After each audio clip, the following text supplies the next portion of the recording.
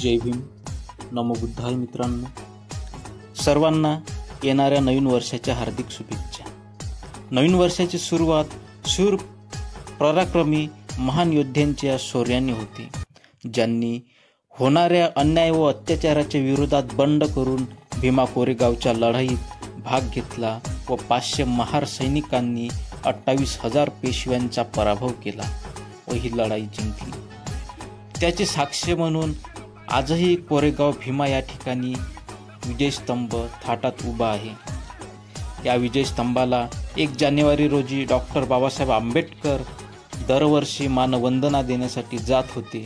म्हणून आपल्या पूर्वजांचा इतिहास जिवंत राहावा यासाठी आजही हजारो भीम सैनिक विजयस्तंभाला भेट देण्यासाठी आणि मानवंदना देण्यासाठी दरवर्षी जातात.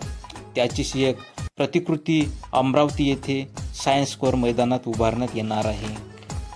कोरेगाव भीमा विजयस्तंभ प्रतिकृती मानवंदना सोहळ्याचे आयोजन यावर्षी भीमा कोरेगाव विजयस्तंभ प्रतिकृती मानवंदना आयोजन समिती यांच्या संयुक्त विद्यमाने दरवर्षीप्रमाणे यंदाही 1 ते 2 जानेवारीला करण्यात आले आहे. सोहळ्याला 1818च्या लढाईचे सरसेनापती सिद्धनाथ महार यांचे 12वे वंशज मिलिंद इनामदार तसेच डॉक्टर बाबासाहेब आंबेडकर यांचे नातू रिपब्लिकन सेनेचे सरसेनापती आनंदराज यशवंतराव आंबेडकर हे सुद्धा उपस्थित राहणार आहे. 1 जानेवारी दुपारी 4 वाजता समता सैनिक दल व सैनिक फेडरेशन बिगुलवर मानवंदना देतील.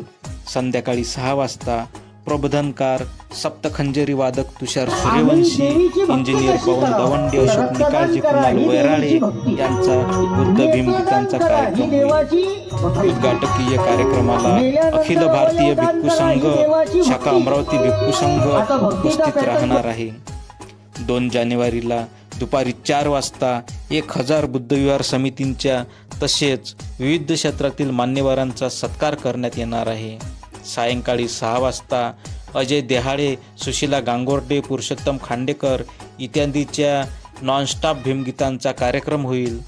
3 जानेवारीला सावित्रीबाई फुले भीमा कोरेगाव विजयस्तंभाच्या प्रतिकृतीला मानवंदना द्यावी. मित्रांनो, हा व्हिडिओ जास्तीत जास्त लोकांपर्यंत पोचवा, शेअर करा, जेणेकरून सर्वांना कार्यक्रमाची रूपरेषा माहीत होईल व हजारोच्या संख्येने लोक अमरावतीला मानवंदना देण्यासाठी उपस्थित राहतील.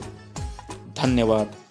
व्हिडिओ आवडल्यास लाईक करा, सबस्क्राईब करा आणि तुमची प्रतिक्रिया मला कमेंटद्वारे कळवा.